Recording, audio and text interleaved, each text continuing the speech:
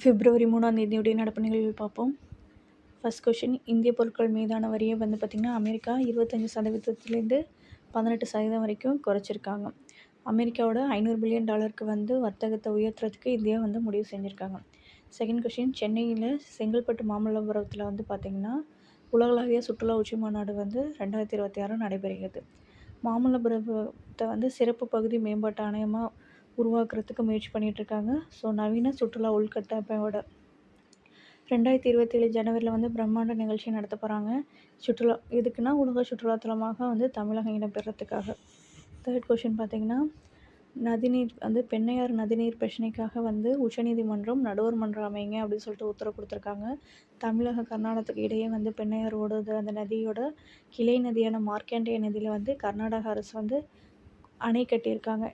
So அதுக்காக தான் வந்து நடுவர் மன்றம் அமைக்கிறதுக்கு உச்சநீதிமன்றம் தீர்ப்பு. ஃபோர்த் கொஷின், பொதுத்துறை வங்கிகளோட அந்நிய நேரடி முதலீடை 49% அதிகரிக்கலாம் அப்படின்னு சொல்லிட்டு மத்திய அரசு வந்து பரிசீலனை செஞ்சிட்ருக்காங்க. இப்போ மத்திய பட்ஜெட்டில் வந்து பார்த்தீங்கன்னா தமிழகத்துக்கு 2 புல்லட் ரயில் வழித்தட திட்டம், ஒன்று சென்னை டு பெங்களூர், இன்னொன்று சென்னை டு ஹைதராபாத். 350 கிலோமீட்டர் வேகத்தில் வந்து இது போகும்.